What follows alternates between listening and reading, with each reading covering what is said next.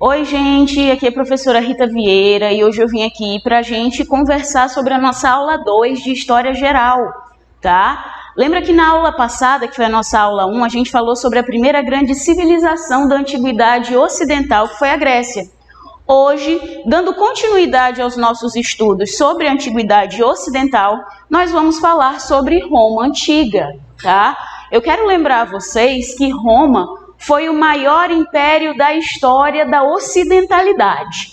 Aí alguém pode dizer assim, prof, não posso dizer que Roma foi o maior império da história da humanidade? Não, a gente não pode dizer, porque houve outros impérios que foram maiores que o Império Romano, como é o caso do Império Oriental de Gengis Khan, que chega a ser o maior da história da humanidade.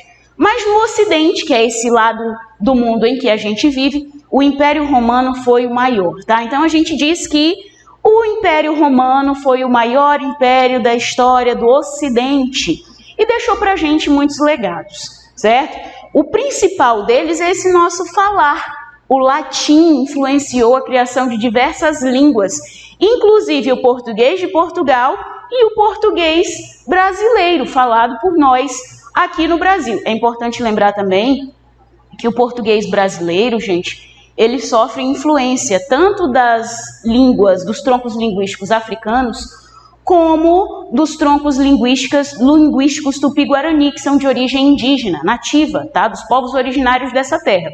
Mas a base dele vai ser o latim, que é a base da língua de Portugal, que foi uma língua criada dentro de Roma Antiga, dentro do Império Romano. Tá certo? Outro grande legado, outra grande herança que fica de Roma pra gente é o direito, tá? A área da justiça, das magistraturas. Tudo isso é um legado que nasceu, é um arcabouço de questões jurídicas que nasceu em Roma e que vai se perpetuar dentro da história da humanidade, chegando até nós. Outra grande herança que a gente não pode esquecer nunca é o processo republicano. Roma foi a primeira sociedade ocidental a ter uma política republicana. Professora, mas por que republicana?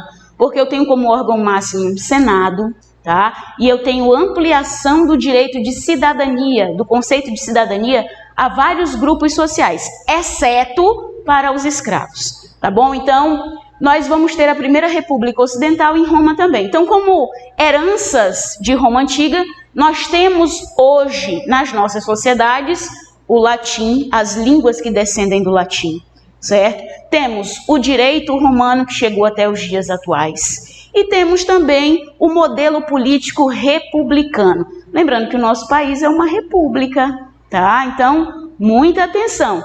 É claro que não nos moldes da República da Antiguidade. Porque lembra que no século XVIII a gente vai falar sobre o iluminismo, a gente vai estudar o iluminismo, e os filósofos iluministas fizeram grandes contribuições que geraram um melhoramento do processo republicano e também do processo democrático, tá? Então nós temos mais influência do século XVIII do que da Antiguidade, mas o modelo nasceu na Antiguidade, certo? Vamos começar então a nossa aula de hoje. Para a gente começar, eu quero falar primeiro da localização. Na aula passada, quando a gente estava falando de Grécia, a gente falou que a Grécia estava localizada nas ilhas da Península Balcânica, que era a terceira península europeia, que estava mais próxima do Oriente do que dentro do Ocidente verdadeiramente, certo? Roma vai nascer naquele pedaço do mapa da Europa que a gente chama de Bota, que é a Península Itálica. É a região da Gália Romana. Então você reconhece o território romano através do desenho da Península Itálica, que é aquela botinha lá no mapa, que aparece no mapa da Europa para a gente. Relembrando mais uma vez, península é todo pedaço de terra que cresce para dentro do mar, tá? Ou para dentro de águas. Então nós temos na Europa 3 penínsulas. A Ibérica, onde está Portugal e Espanha, a Itálica, onde nasceu a civilização romana, e a Balcânica, onde existiu a Grécia Antiga, tá? Onde ainda existe a Grécia, porque a Grécia ainda existe, tá bom? Onde um dia foi Roma Antiga, hoje é a Itália, certo? Então nós podemos dizer que o berço da Itália foi Roma Antiga, certo? Então, passando adiante, a gente entra naquela parte que é a mais importante para a gente que vai fazer a prova do Enem, que é a história política de Roma.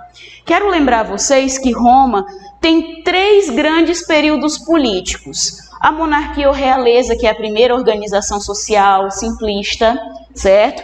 A segunda etapa, que é a república, que é a parte mais importante para a gente que vai fazer o Enem, porque o Enem adora a república, e às vezes ele traz a república comparando a República Romana com a democracia ateniense, para a gente fazer um paralelo entre elas. O que tinha de igual? O que tinha de diferente? Onde foi que os romanos se basearam para formar o sistema republicano aqui dentro de sua grande história como civilização? No finalzinho dessa república, houve um processo de ditadura, tá? Então a gente fala da ditadura como parte final da república. E por último, nós chegamos àquela parte que é a mais conhecida de todos, que é o Império Romano, que está subdividido em 4 fases, certo? O governo de Otávio, que é o primeiro grande imperador romano, o governo dos 12 Césares, que é um momento de muita imoralidade e corrupção, os governos do Alto Império, que é o momento do apogeu, daquele grande crescimento que nós vamos ter economicamente e politicamente em Roma, e por fim, os governos do Baixo Império, que são aqueles que vão gerar o declínio e a divisão do Império Romano lá no ano de 476 depois de Cristo. Mas vamos falar por etapas, vamos conversando, vamos devagar construindo essa história para que você possa ter o melhor desempenho possível numa questão de Roma. Gente, todo ano tem uma questão de Grécia e Roma na prova do Enem. Geralmente, eles pedem para o aluno fazer um paralelo, uma comparação entre o sistema democrático que foi criado em Atenas e o sistema republicano que foi criado aqui dentro da civilização romana. Mas a gente vai falar sobre isso daqui a pouquinho. Quando a gente começa a falar sobre a história política de Roma, o primeiro ponto importante que a gente precisa lembrar é que, como toda e qualquer outra civilização que se organizou no Ocidente ou no Oriente, Roma teve uma primeira organização política simplista.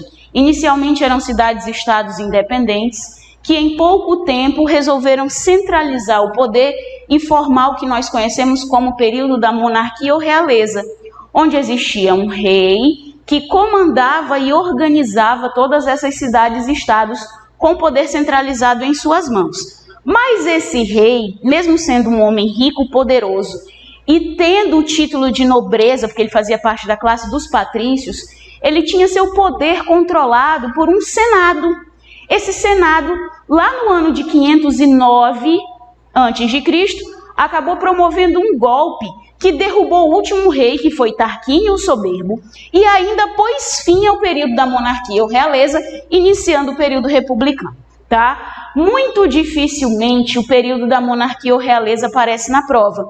Mas como nós estamos fazendo uma construção histórica sobre uma civilização, nós precisamos falar sobre ele. Então é o primeiro período político da história de Roma, um período onde há o governo de um rei que tem seus poderes controlados por um senado, e onde o último rei, que foi Tarquínio Soberbo, será derrubado por um golpe senatorial, um golpe do Senado, e esse Senado vai instituir o período republicano, tá? Para quem é muito ligado em datas, é importante lembrar que o período da monarquia ou realeza aconteceu de 753 a.C. até 509 a.C. Quando a gente conta a história de Roma, quando a gente está dando aula sobre a civilização romana, muitos alunos perguntam: professora, é verdade aquela história da loba e da formação de Roma? Existe uma lenda, um mito que envolve a formação romana, tá? Que conta a história dos filhos do deus Marte. Marte, que era um dos deuses da crença romana, que era muito parecida com a crença grega, igualzinha à mitologia grega, só mudava o nome dos deuses para nomes de planetas. Teve 2 filhos, e ele tinha muito medo que esses filhos brigassem pela herança que pertencia a ele. Ele era dono de todas as terras da Península Itálica, de toda a região da Bota. E ele tinha muito medo que esses 2 filhos gêmeos, ao crescerem, acabassem disputando suas terras e entrando em conflito, e que isso acabasse gerando a morte de algum dos 2. Então, para evitar que os filhos entrassem em conflito, ele abandonou as 2 crianças na floresta. e achou que as crianças morreriam por inanição, sem alimentação, sem assistência, sem nada.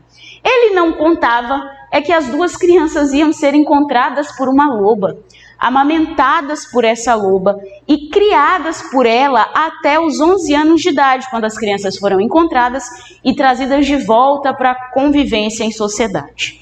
Quando essas crianças cresceram, viraram homens, o Rômulo e o Remo, irmãos gêmeos, acabaram fazendo aquilo que o pai temia, brigaram pela posse da Península Itálica. Rômulo matou Remo e se tornou o primeiro rei da história de Roma. Tá? Ele inicia esse período que a gente chama de monarquia ou realeza. Aí alguém pode perguntar assim, professora, mas essa história é real? Não, gente, essa história é uma lenda, é um mito. E mitos não existem, tá? Eles fazem parte do imaginário cultural da população romana e hoje da população italiana também, certo? Mas não há comprovação de fatos. Então a gente não pode dizer que é uma história real, é uma lenda. Pode ser que apareça no vestibular para você uma questão sobre cultura romana e apareça a lenda da loba lá para você descrever a que parte da história política do Império Romano essa história está ligada, esse mito, essa lenda está ligada, tá bom? Mas a gente sabe historicamente que a formação de Roma se deu por volta de 1000 a.C., com a chegada de diversos povos europeus na região. Os latinos, os sabinos, os samitas, os etruscos, os italiotas e os gregos também, tá? Uma parte da população da Grécia que precisou sair de lá num processo diaspórico, que é um processo de fuga, certo? Acabou se sedentarizando na região da Península Itálica e contribuiu para a formação do que a gente conhece como civilização romana na antiguidade, tá bom? Depois de 509, quando o Senado derrubou o período da monarquia ou realeza, esse mesmo Senado resolveu instaurar um governo republicano. Preciso que vocês entendam que essa república tinha como órgão máximo um Senado. Quem mandava no governo dessa república era o Senado. Mas como existiam muitos senadores e nem todas as pessoas podiam tomar conta da política ao mesmo tempo, eles escolhiam dentro desse Senado 2 representantes, que nós vamos chamar na história de cônsules, como se fossem os presidentes, tá? Então, dentro da história da República Romana, o órgão máximo é o Senado, e de dentro do Senado saíam 2 governantes do executivo, certo? Que são 2 cônsules que agiam como se fossem 2 presidentes, certo? É muito importante a gente lembrar da República, gente, por quê? Porque é no período republicano que nós vamos ter a grande expansão dos direitos de cidadania para todas as classes sociais, exceto para os escravos. Ah, professora, mas esses direitos foram conquistados pelos plebeus em Roma de maneira pacífica. Os senadores e cônsules resolveram expandir naturalmente o direito para os plebeus? Não. Tudo começou com uma grande greve plebeia, bem no início da República. Os plebeus queriam ter direito à participação política, porque eles não tinham. Só quem construía a política de Roma, mesmo já na República, eram os senadores que faziam parte da classe dos patrícios, que era a nobreza romana. Os plebeus, querendo ter direito à participação política, querendo ter direito ao casamento misto, valor de lei aos plebiscitos, resolveram fazer uma grande greve plebeia, que deu certo. A gente pode dizer que essa é a primeira greve da história da humanidade, no Ocidente, que deu certo, que gerou bons frutos e trouxe direitos para os plebeus. Inclusive, essa greve plebeia que aconteceu na República é a responsável pela criação da primeira grande lei romana escrita, que é a Lei das 12 Tábuas, tá? Essa lei vai trazer para a gente a ampliação de direitos para a classe dos plebeus. Os únicos que vão continuar excluídos aqui da participação política de cidadania são os escravos, ok? O que mais que a gente precisa lembrar? Dentro da República, os senadores criarão as magistraturas, certo? Eles vão criar os órgãos de justiça, os edes, os pretores, os questores, todos esses órgãos para fiscalizar e organizar a sociedade romana serão criados aqui dentro da magistratura na República Romana. Lembra sempre que magistratura significa poder de justiça, tá? É como se fosse o poder judiciário sendo criado na história da humanidade. no período republicano, nós ainda teremos as guerras púnicas. E eu vou pedir para vocês tomarem muito cuidado e não confundirem as guerras púnicas com as guerras médicas, tá? Que são aqueles conflitos que aconteceram lá na Grécia. Muito cuidado, às vezes a gente confunde os dois porque aconteceram no mesmo período histórico, certo? Mas não é passível de confusão, tá? As guerras médicas ficaram lá na Grécia, entre gregos e persas, e aqui na história da República Romana nós vamos ter as guerras púnicas, que são conflitos entre romanos e fenícios pelo domínio do comércio no mar Mediterrâneo. Aí alguém pode perguntar, professora, por que essas guerras são tão importantes? Porque elas vão conter definitivamente a ideia de que os romanos poderiam ficar só na Península Itálica. Elas vão gerar a ideia de expansão militar. Toda a expansão militar e territorial romana vai começar a partir daqui. Bom, gente, continuando nossos estudos sobre a República Romana, é muito importante a gente lembrar que todo aquele processo de construção de um grande território para a formação daquele grande império vai começar aqui. Depois que os romanos vencerem as guerras púnicas contra os fenícios e dominarem todo o comércio no mar Mediterrâneo, a expansão militar e territorial romana vai começar a acontecer, certo? Roma vai começar a conquistar novos territórios e para conquistar territórios vai investir também em grande número de exército para poder conquistar todos esses territórios, tá bom? É muito importante lembrar também que à medida que a expansão territorial e militar começou a acontecer, o número de escravos em Roma cresceu junto. Ai, professora, por quê? Porque nós precisamos lembrar que na história da antiguidade, tanto em Grécia quanto em Roma, como nas civilizações orientais, Egito, Mesopotâmia, Pérsia, fenícios e hebreus, a escravidão era sempre por dívida e por guerra, tá? Então, à medida que esse povo ia avançando nos territórios alheios e conquistando esses territórios, todo povo conquistado através da guerra se transformava em escravo. Então, ao mesmo tempo que nós temos expansão militar e expansão territorial, nós temos uma grande elevação do número de escravos dentro da civilização romana, ok? É importante lembrar também que ao mesmo tempo que essa mão de obra escrava cresce dentro de Roma, os plebeus começam a perder direitos. Se você tem a possibilidade de explorar uma mão de obra de forma gratuita, mas você tem também uma possibilidade de ter trabalhadores pagos, assalariados, você vai preferir o quê? Os grandes latifundiários romanos preferiram ter mão de obra escrava do que ter que pagar o salário para os plebeus, que custavam caro a essa medida, certo? Então, o que aconteceu? A partir da expansão militar, com o crescimento do número de escravos, os plebeus que tinham acabado de conquistar direitos de cidadania foram perdendo seus empregos, foram perdendo o acesso à terra, foram entrando numa situação de miserabilidade. O final da República, do meinho para o final da República, é marcado por uma grande crise entre patrícios, que são os senadores da nobreza, e os plebeus, que são esses trabalhadores que estão ficando desempregados, certo? Numa tentativa de resolver esse conflito entre duas classes sociais muito distintas, surgiu na história de Roma dois irmãos senadores, chamados Tibério e Caio Graco. Eles exerciam a função dentro do Senado de representar os plebeus.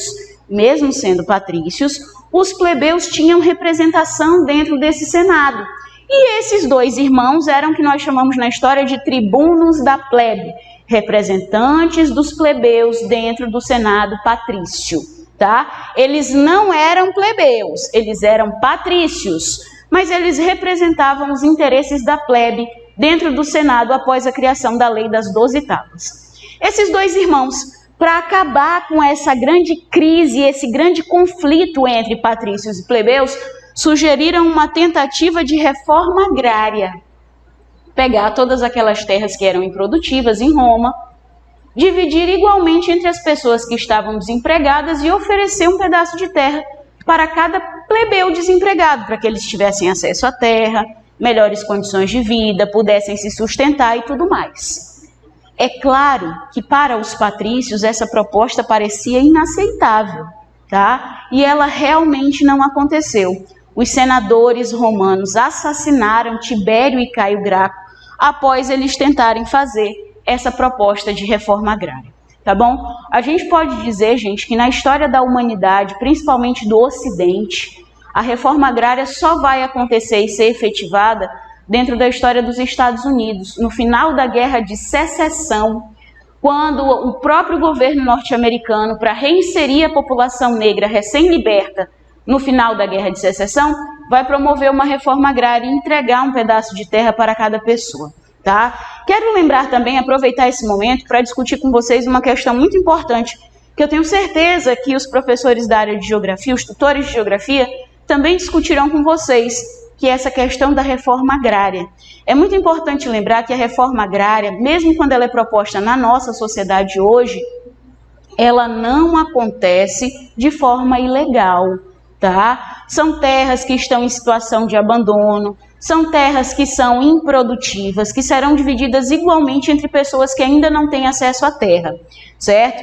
E geralmente, quando essa terra tem um dono, tem um latifundiário, ele recebe uma indenização do próprio governo por essa terra, para que a terra seja destinada à divisão dentro da reforma agrária, tá certo? Então, não é um processo ilegal. Quando o Estado, quando o governo traz para si a responsabilidade do acesso à terra, acontece de forma legalizada. E todas as pessoas têm o seu direito de acesso à terra. É importante lembrar também que no Brasil, em 1850, Dom Pedro II assinou uma lei que dificultou ainda mais o acesso à terra no Brasil, que era a Lei de Terras, onde ele deixava muito claro que só teria acesso à terra no Brasil quem pudesse pagar por ela. E essa é uma das nossas grandes raízes de desigualdade no Brasil até os dias atuais, tá bom? Continuando então, depois que os tribunos da plebe, Tibério e Caio Graco, foram assassinados, a revolta dos plebeus só cresceu. O Senado não sabia mais como conter essa grande revolta popular dos plebeus e acabou aderindo a um novo sistema político dentro da República, que foi o processo ditatorial, tá? Aqui é muito importante também a gente esclarecer algumas coisas. Quando a gente fala de um governo que tem por nome ditadura, a gente está falando de um governo que usa a força para conter possíveis movimentações sociais e populares, tá certo? É um governo caracterizado por uma grande ação militar, onde os militares vão exercer funções políticas muito importantes, como, por exemplo, o cargo de executivo, de legislativo, que são os senadores, os presidentes ou cônsules, certo? E que eles vão usar essa força militar que eles têm para controlar a sociedade. Tá? Lembra que a desculpa do Senado romano aqui no final da República para implantar essa ditadura é que os plebeus estavam muito revoltados e que nada republicanamente conseguia controlar essas revoltas. Então eles acharam que seria melhor implantar um governo ditatorial para controlar as ações e revoltas populares. Tá? Dentro da ditadura, que faz parte da República, professora, por quê? Porque o mesmo Senado que implantou a República é o Senado que vai criar essa ditadura no finalzinho da República, tá? Então a gente precisa lembrar que a ditadura faz parte do processo republicano em Roma, certo? Quero que vocês lembrem também, queridos, que os primeiros governantes, os primeiros senadores militares a estarem no centro político dessa ditadura foram o general Mário e o general Lúcio Sila, certo? Foram os primeiros grandes comandantes da ditadura romana. Mas, em pouco tempo após o início da ditadura, ocorreu uma nova e grande revolta popular, chamada Revolta de Espartacus. Um escravo que tinha sido pego através da conquista territorial da guerra, certo? Chamado Espartacus, tinha sido escolhido para ser gladiador. Os escravos que iam ser gladiadores, eles não tinham o direito de vencer as lutas. Eles tinham que lutar até a morte. O Espartacus não queria morrer, porque ele era um bom lutador, porque ele era um homem que tinha um determinado nível social na civilização dele, que tinha sido conquistada pelos romanos. Então ele não queria ser entregue à morte para divertir as pessoas dentro do Coliseu romano. Essa revolta, em pouquíssimo tempo, ganhou muita força. e os senadores que eram governantes de Roma naquele momento não conseguiram controlar com facilidade. Foi preciso surgir outros 2 senadores, o Pompeu e o Crasso, para conter a revolta popular de Espartacus, e o Espartacus, que era um escravo gladiador, acabou pagando com sua própria vida por não seguir as regras da ditadura romana, certo? Quando o Pompeu e o Crasso conseguem conter a revolta popular de Espartacus, o Senado decide criar um novo estilo de governo, que é o governo do triunvirato. Aí alguém pode perguntar, professora, o que é um triunvirato? Como é que eu caracterizo um governo que a gente vai chamar de triunvirato? Gente, é importante a gente lembrar que o governo do triunvirato é formado por 3 senadores militares, tá? Todas as vezes que o Senado romano instituir um governo chamado de triunvirato, é porque eu tenho 3 senadores militares romanos que vão representar esse governo durante esse período de tempo, certo? O primeiro triunvirato foi formado por Júlio César, olha aquela figura importante que a gente vê na história de Roma. Júlio César, Pompeu e Crasso. Quero aproveitar esse momento, gente, para dizer a vocês também que Júlio César nunca foi imperador romano, tá? Ele sempre foi ditador perpétuo do período da ditadura. Quando o império começou a acontecer, o Júlio César já estava morto, certo? A gente tem aquela ideia de, Júlio César foi imperador romano. Não, tá? Ele foi governante do período ditatorial, lá no primeiro triunvirato. Depois ele se autoproclamou ditador perpétuo de Roma, mas imperador ele não chegou assim, certo? O que aconteceu então? Júlio César era um cara que queria governar sozinho. Ele não queria ter mais outras pessoas para dividir com ele o poder. Então ele imediatamente afastou Pompeu do cargo e lutou com o Crasso até o ponto de o Crasso ser morto. Depois que Pompeu já tinha se afastado e Crasso tinha sido assassinado, Júlio César se autoproclamou ditador perpétuo de Roma. Seu governo durou 10 anos e ele também foi assassinado. O Senado, que não queria o governo de um homem só, queria um triunvirato, 3 homens governando, acabou bolando uma emboscada e Júlio César foi assassinado dentro do Senado romano. Inclusive tem uma frase famosa, que é um dito popular chamado "Até tu, Brutus", que diz a história de Roma, que foi falada pelo Júlio César na hora que ele recebeu a última facada responsável pela sua morte, que foi do seu próprio filho de criação, Brutus, que também era senador romano nesse período. Com a morte de Júlio César, o Senado romano não desistiu, gente. Continuou insistindo nessa loucura de ter um governo com 3 pessoas diferentes, 3 significados políticos, opiniões diferenciadas. E instituiu o que a gente chama na história de Roma de segundo triunvirato. O segundo triunvirato foi formado por Otávio, Marco Antônio e Lepto. Esses 3 senadores militares romanos formaram o que a gente conhece na história de Roma como segundo triunvirato, do mesmo jeito que o primeiro acabou em morte, tá? Olha o que aconteceu. O Otávio queria ser imperador, ele queria governar sozinho, ele era sobrinho do Júlio César, e ele queria muito repetir a história do tio, sendo um governante único dentro da história de Roma. Então, o que ele fez? O Lepto, que já era um senador mais idoso, acabou se afastando do poder de forma natural. E o Marco Antônio e o Otávio começaram a ter grandes conflitos e grandes guerras em diversos lugares da Europa, tá? Eles lutaram na Grécia, depois eles lutaram no Egito, que já é norte da África. Chegando lá no Egito, o Otávio preparou uma emboscada para matar o Marco Antônio, conseguiu matar o Marco Antônio e se transformou no primeiro imperador de Roma, certo? Então aqui o Lepto se afastou, o Marco Antônio foi assassinado no Egito e o Otávio Augustus virou o primeiro imperador romano. A primeira coisa que ele fez depois que ele se tornou o único sobrevivente do segundo triunvirato foi acabar com a ditadura e a república e implantar o sistema que nós chamamos de Império Romano.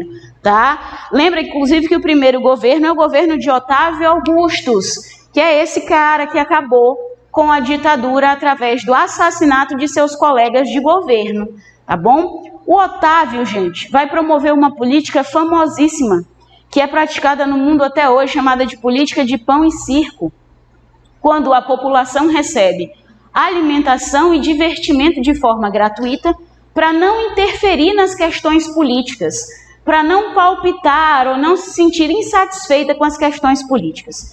Otávio também criou um grande exército para Roma, chamado de Guarda Pretoriana, que tinha como principal objetivo proteger as fronteiras do Império Romano e evitar que os locais conquistados acabassem se libertando, voltando a ser civilizações independentes de Roma, tá bom? O governo que vem depois do governo de Otávio é o governo dos 12 Césares, caracterizado por muita corrupção. Aí alguém pode dizer assim, professora, todos os imperadores lá, nesse segundo governo, eram chamados de César? Não, é porque eles queriam ter o poder que Júlio César teve quando foi ditador perpétuo de Roma, aqui no final do primeiro triunvirato. Por isso é que a gente chama de governo dos 12 Césares. Ele é marcado por uma lei chamada de Lex Majestatis, que diz que toda vontade do imperador passa a ser lei. Teve um imperador romano chamado Calígula, desse período do governo dos 12 Césares, que acreditava que o seu cavalo branco de raça tinha mais condições de ser senador do que os homens romanos. Então ele nomeou, através da Lex Majestatis, o seu cavalo como senador romano, tá? Então existem muitas histórias que pra gente hoje parecem absurdas, que valeram como lei dentro do governo dos 12 Césares, porque era um período de muita corrupção e imoralidade, certo? Depois, nos governos do Alto Império, a gente tem o apogeu, o crescimento de Roma, o aumento do escravismo, a grande extensão territorial, certo? Um momento de tentativa de moralidade lá no governo do imperador Marco Aurélio, quando ele vai extinguir, ele vai acabar com a Lex Majestatis, certo? Outro ponto importante é o governo do Baixo Império, porque aqui a gente começa a falar do declínio do Império Romano, tá? É exatamente no final desse governo do Baixo Império, desses governos do Baixo Império, que a gente tem a conversão de Roma ao cristianismo católico. O cristianismo católico vai passar a ser a religião oficial do Império Romano dentro dos governos do Baixo Império.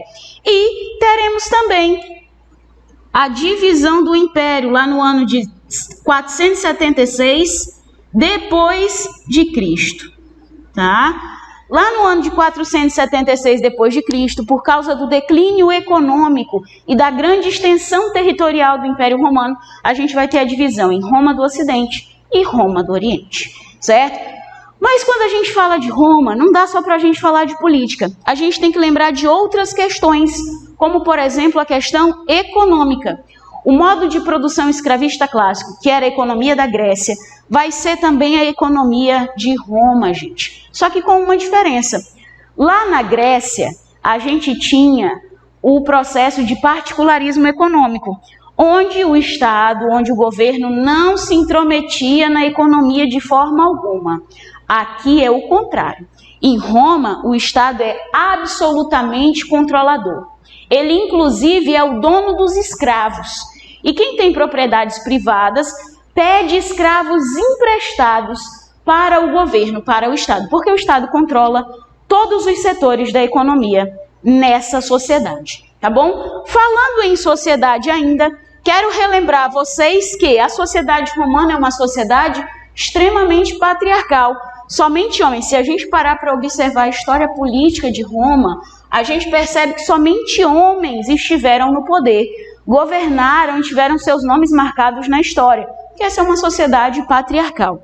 É uma sociedade também xenofóbica e uma sociedade que estava dividida em classes. A classe dos patrícios, que são os nobres, os cavaleiros, que são os homens do exército, os plebeus, que são os trabalhadores livres e assalariados, e os escravos, que eram a base dessa sociedade. Bom, gente, para finalizar nossa aula sobre civilização romana, sobre Império Romano, a gente tem que falar de outros 3 aspectos que envolvem mais a questão cultural, como o processo religioso, as artes e os avanços científicos deixados pela civilização romana para os dias atuais.